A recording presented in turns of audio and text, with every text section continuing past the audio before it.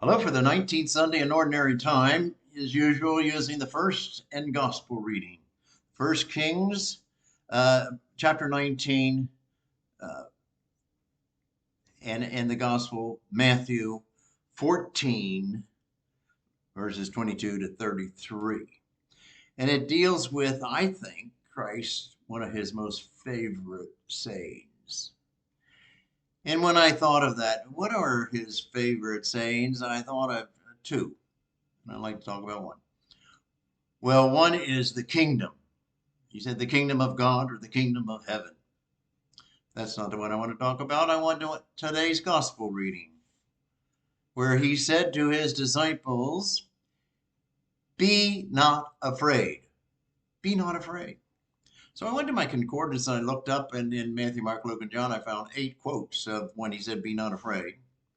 And one of them is early in Matthew, where he said,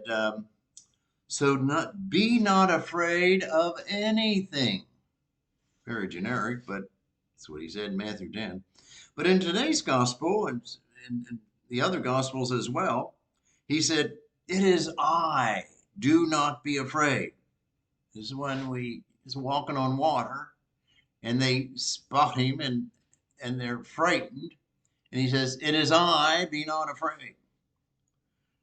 And then in another reading, last Sunday, Mount Tabor, with the Peter, James, and John. And he's glorified and they're frightened. And he says, get up, do not be afraid. The transfiguration. And then another time, and this is Easter Sunday morning. Be not afraid. He tells Mary Magdalene, and he tells the other Mary, that he's alive, he's well, be not afraid. Go tell the other disciples.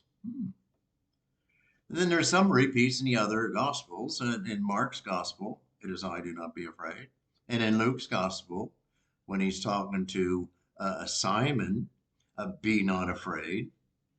And then in Luke's Gospel also, Luke 12, do not be afraid of those who kill the body, and after that can do nothing.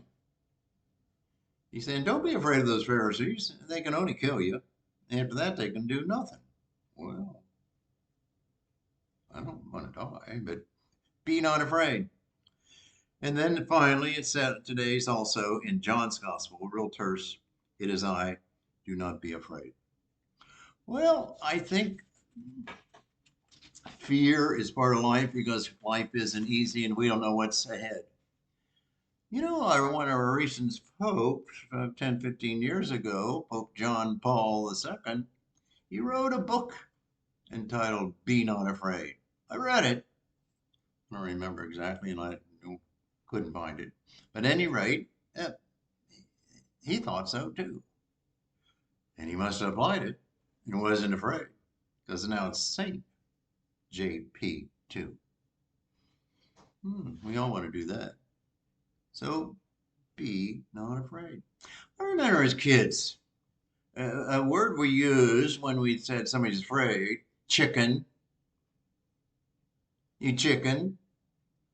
Or another, scaredy cat. You know, I dare you. And you know they're afraid to do the dare.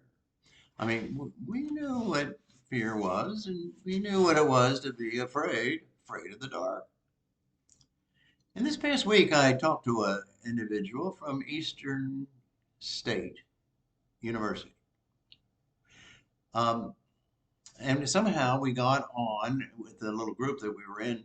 We got along as, what do you want to do? You know, they always ask kids and people in college too, what do you want to do? And he listed out about wild, 2, 3, 4, 5 wild things. But then he said something that had sort of shocked me because I thought he was so right. He says, you know what? I want to do something to help people. Oh, good. You know, not something I just want to do because I want to do it, but to help people. What a good start. I told this person when I was over at UK, they told me that the kids at UK, they changed their major at least 3 times. That was the average. Because it's hard to decide what do you want to do. And they keep changing. Sometimes it's what people tell you, their parents tell them what to do, or what I'm good at. That's what I do.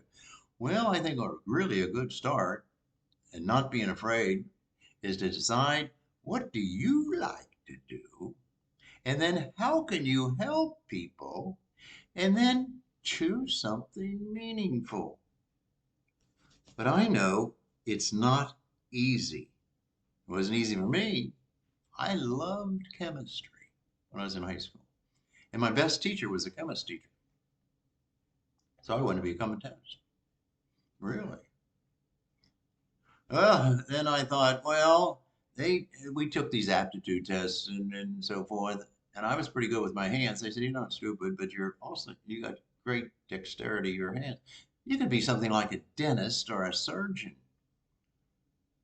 Well, helping people with their teeth, it's okay, but I didn't want to do that. To be a surgeon, I don't like the sight of blood. So I kept on saying, do what you want to do and do something to help people. And just don't be afraid in life. It's just easy to be afraid. The insecurities that we have. The world, Putin in the war, California fires, and now Hawaii. The new fear, artificial intelligence. Well, I suggest, one, do what you want to do. Try to help people. And to find out that if I can only not be afraid and do something meaningful. And so I suggest that you leave the gospel and go back to that first reading with Elijah the prophet in the book of Kings, when he's looking to hear from God. And then there are 3 things or 4 things that happened there where he didn't find what God wanted him to do. He didn't find God in the strong, heavy wind. He didn't find God in the crushing and the hearing of the rocks. He didn't find God in the earthquakes. He didn't find God in the fire. Well, where did he find God? Well, pretty simple. In a tiny whispering sound. So I like those 2 principles. Do what I really want to do and try to help people with this idea, don't be afraid and go for it. But I think you can only find out the meaning of things where you stop and think, what's in my heart? What's in my mind? What's in my personality? What would God want me to do in this situation? And then apply that wonderful, refreshing command, suggestion, or statement of Jesus that appears so often in the Gospels, Matthew, Mark, Luke, and John. Be not afraid. It is I. Be not afraid. Try that and have a good day.